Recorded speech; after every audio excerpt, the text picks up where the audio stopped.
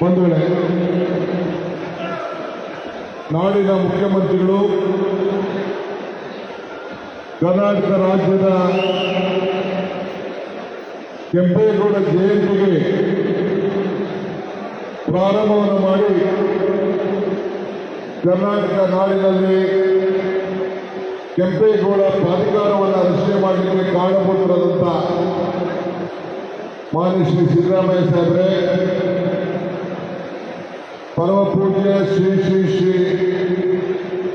ನಿರ್ಮಾಣದ ಸ್ವಾಮೀಜಿಗಳ ಪಾದಗಳಿಗೆ ನಮಸ್ಕರಿಸಿ, ಪರಮಶ್ರೀ ನಂಜಾದತ್ತ ಸ್ವಾಮೀಜಿಗಳ ಪಾದಗಳಿಗೆ ನಮಸ್ಕರಿಸಿ, ಪರಮ ಪೂಜ್ಯ ಚಂದ್ರಶೇಖರ ಮಹಾಸ್ವಾಮೀಜಿಗಳ ಪಾದಗಳಿಗೆ ನಮಸ್ಕರಿಸಿ, ವೇದಿಕೆಯಲ್ಲಿ ಈ ಪ್ರಾಧಿಕಾರದ ಉಪಾಧ್ಯಕ್ಷರಾದಂಥ ಮಿತ್ರ ಕೃಷ್ಣಬೈರೇಗೌಡರೇ,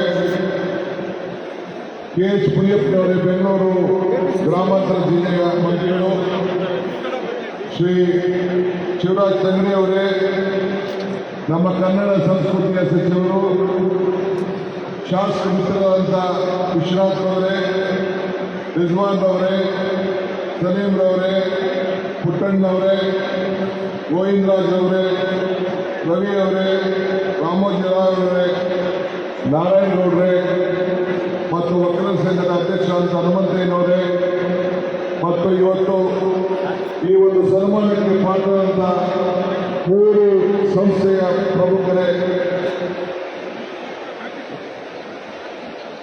ಪ್ರಮುಖರೇ, ಈ ಒಂದು ಪವಿತ್ರವಾದಂಥ ಕಾರ್ಯಕ್ರಮದಲ್ಲಿ ಪಾಲ್ಗೊಂಡಂಥ ಎಲ್ಲ ಸಂಘಟನೆಯ ಎಲ್ಲ ಪ್ರಮುಖರೇ, ಮುಖಂಡಗಳೇ, ಅಭಿಮಾನಿಗಳೇ, ಸ್ನೇಹಿತರೆ, ಸ್ವಲ್ಪ ಈ ವರ್ಷ code of event, code of conduct ಇರೋದ್ರಿಂದ ಜಲ್ದಿ ಈ ಕಾರ್ಯಕ್ರಮವನ್ನು ನಾನು ಆಗಲಿ ಕೃಷ್ಣಬೈರೇಗೌಡರಿಗೆ ಹೆಚ್ಚಿಗೆ ಶ್ರಮವನ್ನು ನಾವು ವಹಿಸೋಕ್ಕಾಗಲಿಲ್ಲ, ಕ್ಷಮಿಸಬೇಕು. ಕೆಂಪೇಗೌಡರ ಜಯಂತಿ ಇವತ್ತು ಏನು ನಾವು ಆಚರಣೆ ಮಾಡ್ತಾ ಇದ್ದೇವೆ, ಬಹುಶಃ ಮುಂದಕ್ಕೆ ಇನ್ನೂ ಒಂದು ಹೊಸ ಆಯಾಮವನ್ನು ಸೃಷ್ಟಿ ಮಾಡಲಿಕ್ಕೆ ಯೋಜನೆಯನ್ನು ನಾವೆಲ್ಲ ತಯಾರು ಮಾಡ್ತಾ ಇದ್ದೇವೆ.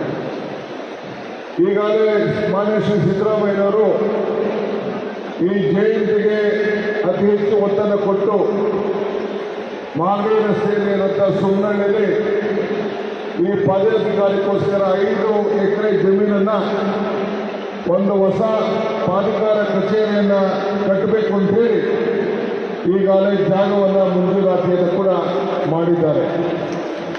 ಅದಕ್ಕೆ ಮುಂದಿನ ವರ್ಷದೊಳಗಡೆ ಅದಕ್ಕೊಂದು ಒಳ್ಳೆಯ ಉತ್ತಮವಾದಂಥ ಐತಿಹಾಸಿಕವಾದಂಥ ಚರಿತ್ರೆಯುಳ್ಳಂಥ ಒಂದು ಬಿಲ್ಡಿಂಗನ್ನು ಪ್ರಾರಂಭವನ್ನು ಮಾಡಲಿಕ್ಕೆ ಕಾರ್ಯಕ್ರಮವನ್ನು ಈಗಾಗಲೇ ನಾವು ರೂಪಿಸ್ತಾ ಇದ್ದೇವೆ.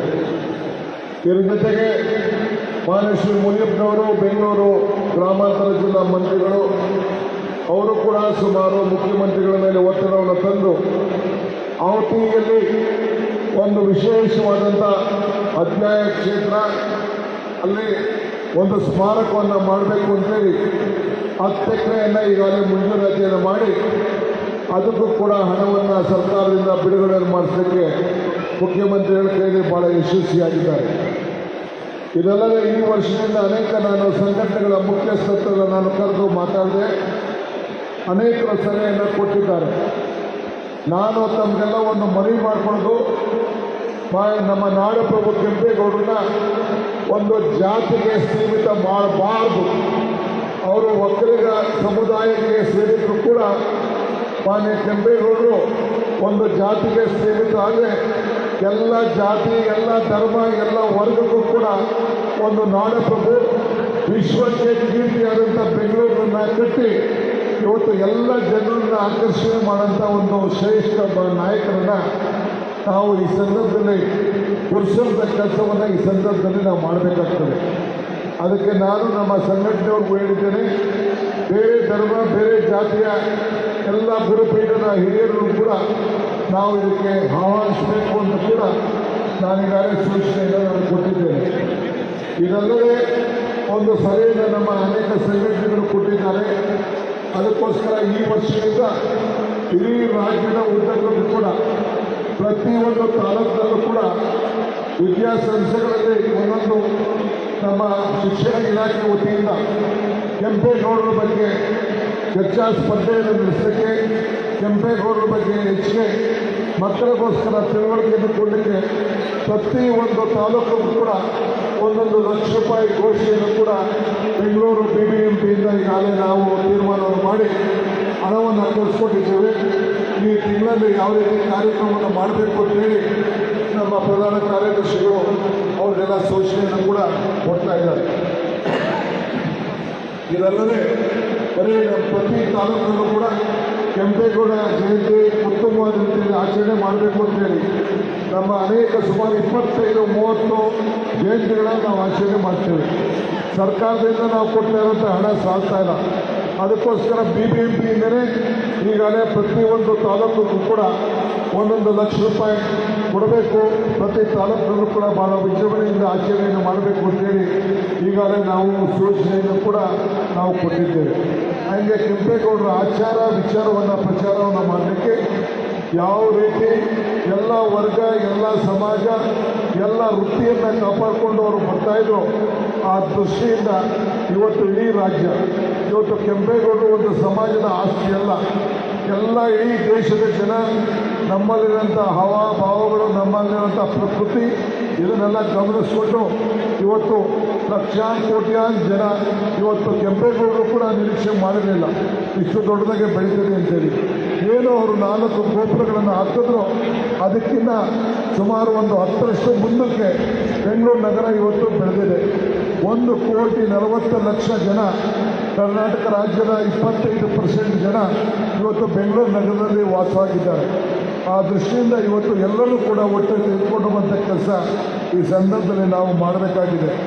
ಆದ್ದರಿಂದ ಇವತ್ತು ನಾವು ಕೇಳೋದಿಷ್ಟೇ, ಇವತ್ತು ನಾವು ಮುಂದಿನ ಎಲ್ಲ ಸಂಘಟನೆಗಳಲ್ಲೂ ಕೂಡ ಅನೇಕ ಸಂಘಟನೆಗಳೆಲ್ಲ ಭಾಳ ಉತ್ಸಾಹದಿಂದ ಜ್ಯೋತಿಯನ್ನು ತಂದಿದ್ದೀರಿ. ದೊಡ್ಡ ದೊಡ್ಡ ಸಂಖ್ಯೆಯಲ್ಲಿ ಇವತ್ತು ಸಂಘಟನೆಯನ್ನು ಮಾಡ್ತಾಯಿದ್ದೀರಿ. ಈಗ ಬೆಂಗಳೂರು ಕಾರ್ಪೊರೇಷನ್ ವತಿಯಿಂದ ಕಳೆದ ವರ್ಷ ಕೂಡ ನಾವೇನು ಪ್ರಶಸ್ತಿ ಕೊಡಬೇಕಾಗಿತ್ತು ಅದನ್ನು ಆಯ್ಕೆ ಮಾಡಿ ಇಟ್ಟಿದ್ದೇವೆ. ಇವತ್ತು ಕಾರಣಾಂತರದಿಂದ ನಾನು, ಮುಖ್ಯಮಂತ್ರಿಗಳು ಮತ್ತು ಕೆಲವು ಸಚಿವರು ಬೆಂಗಳೂರಿಗೆ ದೆಹಲಿಗೆ ಹೋಗಲೇಬೇಕಾಗಿದೆ. ಅಲ್ಲಿ ಕೇಂದ್ರ ಸಚಿವರುಗಳು ಮತ್ತು ಹೊಸ ಎಂಪಿಗಳ ಪಾರ್ಲಿಮೆಂಟ್ ನಡೀತಾ ಇದೆ. ಆ ದೃಷ್ಟಿಯಿಂದ ನಾವು ಹೋಗಬೇಕು ಅನ್ನೋ ದೃಷ್ಟಿಯಿಂದ ಇವತ್ತು ಈ ಸಾಯಂಕಾಲ ಈ ಕಾರ್ಯಕ್ರಮವನ್ನು ನಾವು ಮಾಡೋಕ್ಕಾಗಲಿಲ್ಲ. ಅದಕ್ಕೆ ಇನ್ನೊಂದಿನ ನಾನು ನಿಗದಿ ಮಾಡಿ ಒಂದು ಒಳ್ಳೆಯ ಸಾಂಸ್ಕೃತಿಕ ಕಾರ್ಯಕ್ರಮದ ಹಿನ್ನೆಲೆಯಲ್ಲಿ ಇವತ್ತು ಅನೇಕ ಎಲ್ಲರಿಗೂ ಕೂಡ ಪ್ರಶಸ್ತಿ ಏನು ಉಳ್ಕೊಂಡಿದೆ, ಈ ಪ್ರಶಸ್ತಿಯನ್ನು ಕಾರ್ಯಕ್ರಮವನ್ನು ಕೂಡ ನಾವು ಕಾರ್ಯಕ್ರಮವನ್ನು ಮಾಡ್ತೇನೆ ಅಂತೇಳಿ ಈ ಸಂದರ್ಭ ಹೇಳಲಿಕ್ಕೆ ನಾನು ಬಯಸ್ತಾ ಇದ್ದೇನೆ. ಇವತ್ತು ಕೆಂಪೇಗೌಡರ ಇತಿಹಾಸ ನಾವು ಹೆಚ್ಚಿಗೆ ಜನರಿಗೆ ತಿಳಿಸಬೇಕಾದ್ದು ನಮ್ಮ ಕರ್ತವ್ಯ. ಬಾಬಾ ಸಾಹೇಬ್ ಅಂಬೇಡ್ಕರ್ ಅವರು ಮಾತು ಹೇಳ್ತಾರೆ, ಇತಿಹಾಸವನ್ನು ಮರ್ತವನು ಇತಿಹಾಸವನ್ನು ಸೃಷ್ಟಿ ಮಾಡಲಿಕ್ಕೆ ಸಾಧ್ಯ ಇಲ್ಲ ಅಂತೇಳಿ. ಹಂಗೆ ಇತಿಹಾಸವನ್ನು ನಾವು ಭಾಳ ದೂರ ದೃಷ್ಟಿಯಿಂದ ಯಾವ ದಿಟ್ಟಿನಲ್ಲಿ ತೆಗೆದುಕೊಂಡು ಹೋದ್ರು ಅನ್ನೋದನ್ನು ನಾವು ಗಮನ ಇಟ್ಕೊಳ್ಬೇಕು. ಒಬ್ಬ ವ್ಯಕ್ತಿಯಿಂದ ಎಷ್ಟು ಜನ ಇರ್ತಾರೆ ಎಂಬುದು ಮುಖ್ಯ ಅಲ್ಲ, ಆ ವ್ಯಕ್ತಿ ಯಾವ ರೀತಿ ಸಾಧನೆಯನ್ನು ಮಾಡಿದ್ದಾರೆ, ಎಷ್ಟು ಜನರ ಬದುಕನ್ನು ಬದಲಾವಣೆ ಮಾಡಿದ್ದಾರೆ ಅನ್ನೋದಕ್ಕೆ ಕೆಂಪೇಗೌಡರ ಭಾಳ ದೂರದೃಷ್ಟಿಗಳನ್ನು ಈ ಸಂದರ್ಭದಲ್ಲಿ ನಾವು ಗಮನದಲ್ಲಿಟ್ಕೊಂಡು ಹೋಗಬೇಕು. ನಿಮಗೂ ಕೂಡ ನಾನು ಮನವಿ ಮಾಡ್ಕೊಳ್ತೇನೆ, ಎಲ್ಲ ಸಂಘ ಸಂಸ್ಥೆಯವ್ರಿಗೆ, ಸಂಘಟನೆಯವ್ರಿಗೆ, ಎಲ್ಲ ಪ್ರಮುಖ ನಾಯಕರುಗಳು ನಾನು ಕೇಳ್ಕೊಳ್ಳೋದು ಇಷ್ಟೇ, ಅವಕಾಶಗಳನ್ನು ನಿಮ್ಮನ್ನು ಹುಡ್ಕೊಂಡು ಎಲ್ಲೂ ಬರೋದಿಲ್ಲ. ನೀವು ಅವಕಾಶಗಳನ್ನು ಹುಡ್ಕೊಂಡು ಹೋಗಬೇಕು. ಇದನ್ನು ತಾವು ಗಮನದಲ್ಲಿ ಇಟ್ಕೊಂಡಿರಬೇಕು. ನಮ್ಮ ಯಾವತ್ತೂ ಕೂಡ ನಮ್ಮ ಜವಾಬ್ದಾರಿಯನ್ನು ನಾವು ಅರಿತುಕೊಂಡು ನಮ್ಮ ತತ್ವ ಸಿದ್ಧಾಂತವನ್ನು ಉಳಿಸ್ಕೊಂಡು ನಾವೆಲ್ಲ ಸೇರಿ ಕೆಲಸ ಮಾಡೋಣ. ಇವತ್ತು ಇಡೀ ಬೆಂಗಳೂರು ನಗರದ ಏನು ನಮ್ಮ ಇತಿಹಾಸ, ಇಲ್ಲಿ ಪ್ರಕೃತಿ ಎಲ್ಲ ಕೂಡ ನಾವು ಬೆಂಗಳೂರಿನಲ್ಲಿ ನಾವು ಕಾಪಾಡಬೇಕು. ಬೆಂಗಳೂರಿಗೆ ಇವತ್ತು ಹೊಸ ದಿಕ್ಕನ್ನು ಕೊಡಬೇಕು ಅಂತೇಳಿ ಬ್ರ್ಯಾಂಡ್ ಬೆಂಗಳೂರು ಕಾರ್ಯಕ್ರಮವನ್ನು ರೂಪಿಸಿ ಸುಮಾರು 70,000 ಜನ ಅನೇಕ ಕಾರ್ಯಕ್ರಮವನ್ನು ಕೊಟ್ಟಿದೆ. ಈ ಪೆರಿಫೆರಲ್ ರಿಂಗ್ ರೋಡನ್ನು ಏನು ಹಿಂದೆ ಯೋಚನೆ ಮಾಡಿದ್ರು ಅದು ಕಾರ್ಯರೂಪಕ್ಕೆ ಬರ್ತಾ ಇಲ್ಲ. ಇವತ್ತು ನಾನು ಬೆಂಗಳೂರು ನಗರ ಬೀದಿಯಲ್ಲಿ ಒಂದು ಹೊಸ ಯೋಜನೆಯನ್ನು ಈಗಾಗಲೇ ರೂಪ ಮಾಡಿ ಇನ್ನೊಂದು ಕೆಲವು ದಿನದಲ್ಲಿ ಅದಕ್ಕೆ ಟೆಂಡರ್ಗಳನ್ನ ಕರೆದಿದ್ದೆ. 7-8 ಬಾರಿ ಆ ಟೆಂಡರ್ಗಳಲ್ಲಿ ಯಾರು ಪಾರ್ಟಿಸಿಪೇಟ್ ಮಾಡಿಲ್ಲ. ಒಂದು ಹೊಸ ರೂಪವನ್ನು ಕೊಡ್ತಾ ಇದ್ದೇವೆ. ಜೊತೆಯಲ್ಲಿ ಕ್ಯಾಬಿನೆಟ್ ತೆಗೆದುಕೊಂಡು ಹೋಗಿ ಅದಕ್ಕೂ ಕೂಡ ಒಂದು ರೂಪವನ್ನು ಕೊಟ್ಟು ಒಂದು ಬಿಸ್ನೆಸ್ ಕಾರಿಡಾರ್ ಆಗಿ ಪರಿವರ್ತನೆ ಮಾಡಲಿಕ್ಕೆ ಕಾರ್ಯಕ್ರಮವನ್ನು ರೂಪಿಸ್ತಾ ಇದ್ದೇವೆ. ಇದಲ್ಲದೆ ಬೆಂಗಳೂರು ನಗರದಲ್ಲಿ ಏನು ಟ್ರಾಫಿಕ್ ದಟ್ಟಣೆಯಿಂದ ಸುಮಾರು 150 ಕಿಲೋಮೀಟರ್ಷ್ಟು ಫ್ಲೈಓವರ್ಗಳನ್ನು ಹೊಸದಾಗಿ ಸಿಗ್ನಲ್ ಫ್ರೀ ಕಾರಿಡಾರ್ಗಳನ್ನಾಗಿ ಬೆಂಗಳೂರನ್ನು ಪರಿವರ್ತನೆ ಮಾಡಬೇಕು. ಜೊತೆಗೆ ಟನಲ್ಗಳನ್ನು ಹೊಸ ಟನಲ್ಗಳನ್ನು ನಿರ್ಮಾಣ ಮಾಡಬೇಕು ಅಂತೇಳಿ ಈಗಾಗಲೇ ರೂಪವನ್ನು ನಾವು ಮಾಡಿದ್ದೇವೆ. ಅನೇಕ ಹೊಸ ಪಾಲಿಸಿಗಳನ್ನು ಇವತ್ತು ಬೆಂಗಳೂರು ನಗರಕ್ಕೆ ಕೆಂಪೇಗೌಡರ ದೂರದೃಷ್ಟಿಯನ್ನು ಗಮನದಲ್ಲಿಟ್ಟುಕೊಂಡು ಇವತ್ತು ಬದಲಾವಣೆಯನ್ನು ತರ್ತಾ ಇದ್ದೇವೆ. ನಮಗೆ ಇಡೀ ವಿಶ್ವ ಬೆಂಗಳೂರನ್ನು ನೋಡ್ತಾ ಇದೆ, ಕೆಂಪೇಗೌಡರ ಹೆಜ್ಜೆಯನ್ನು ಗಮನಿಸ್ತಾ ಇದೆ. ಇದಕ್ಕೆ ನಾವೆಲ್ಲ ಕೂಡ ನಾವೆಲ್ಲ ಸೇರಿ ಹೆಚ್ಚಿನ ಸಹಕಾರವನ್ನು ಕೊಡಬೇಕು ಅಂತ ಹೇಳಿ ಇವತ್ತು ಕರ್ನಾಟಕ ಸರ್ಕಾರ ಬೆಂಗಳೂರು ನಗರಕ್ಕೆ ಹೆಚ್ಚು ಒತ್ತನ್ನು ಕೊಟ್ಟು ಇವತ್ತು ದೂರದೃಷ್ಟಿಯಿಂದ ಇಡೀ ವಿಶ್ವ ಗಮನವನ್ನು ಸೆಳೆಯುವಂಥ ಕೆಲಸವನ್ನು ಮಾಡ್ತದೆ. ಅದಕ್ಕೆ ನಿಮ್ಮೆಲ್ಲರ ಸಹಕಾರ ಇರಲಿ. ಇನ್ನು ಬಹಳ ವಿಚಾರವನ್ನು ನಿಮ್ಮ ಹತ್ರ ಹಂಚಿಕೊಳ್ಳಲಿದ್ದೇನೆ. ನಾನು ಮುಖ್ಯಮಂತ್ರಿಗಳು ಕೂಡಲೇ ದೆಹಲಿಗೆ ಹೋಗೋ ದೃಷ್ಟಿಯಿಂದ ನಾವಿಬ್ಬರು ಹೊರಡ್ತೇವೆ. ಈ ಕಾರ್ಯಕ್ರಮ ಮುಂದುವರಿತದೆ. ಯಾರು ಅನ್ಯತಾ ಭಾವನೆ ಬೇಡ. ನೀವೆಲ್ಲ ಕೂಡ ಈ ಸಂದರ್ಭದಲ್ಲಿ ಈ ಕಾರ್ಯಕ್ರಮ ಸ್ವಾಮೀಜಿಯವರು ಮತ್ತು ಅನೇಕ ನಾಯಕರುಗಳು ಮಾತಾಡಿ ಆಶೀರ್ವಚನ ನೀಡುವವರು ಕೂಡ ನಾವೆಲ್ಲ ಕೂಡ ಪಾಲ್ಗೊಂಡು ಈ ಕಾರ್ಯಕ್ರಮದಲ್ಲಿ ಇರಬೇಕು ಅಂತ ಹೇಳಿ ವಿಶೇಷವಾಗಿ ಕೃಷ್ಣ ಬೈರೇಗೌಡರು, ನಮ್ಮ ತಂದೆಯವರು ಮತ್ತು BBMP ಅಧಿಕಾರಿಗಳು, ಒಕ್ಕಲ ಸಂಘದ ಪ್ರಮುಖ ಮುಖಂಡರುಗಳು, ನಮ್ಮ ಕನ್ನಡ ಸಂಘಟನೆ ಎಲ್ಲ ಪ್ರಮುಖರು, ಅನೇಕ ಸಂಘ ಸಂಸ್ಥೆಗಳು ಮಾಗಡಿಯಿಂದ ಹಿಡಿದು ಹುಲಿಯದುರ್ಗ ಹಿಡಿದು ದೇವನಹಳ್ಳಿಯಿಂದ ಹಿಡಿದು ಬೆಂಗಳೂರಿನ ನಾನಾ ಮೂಲೆಗಳಿಂದ ಈ ಜ್ಯೋತಿಯನ್ನು ತಂದು ಈ ಜ್ಯೋತಿಯನ್ನು ಉತ್ತಮವಾಗಿ ಬೆಳೀಲಿ ಅಂತೇಳಿ ತಂದು ಆಶಿಸಿ ಪಾಲ್ಗೊಂಡು ಈ ಕಾರ್ಯಕ್ರಮ ಯಶಸ್ಸಿಗೆ ತಾವೆಲ್ಲ ಕಾರಣಕರ್ತರಾಗಿದ್ದೀರಿ. ಸರ್ಕಾರದ ಪರವಾಗಿ ನಾನು ಕೆಂಪೇಗೌಡ ಜಯಂತಿ ಆಚರಣೆ ಸಮಿತಿಯ ಪರವಾಗಿ ನಿಮ್ಮೆಲ್ಲರೂ ಕೂಡ ಶುಭವನ್ನು ಹಾರೈಸಿ ನನ್ನ ಮಾತನ್ನು ಮುಗಿಸ್ತೇನೆ. ಜೈ ಹಿಂದ್, ಜೈ ಕರ್ನಾಟಕ, ಜೈ ಕೆಂಪೇಗೌಡ.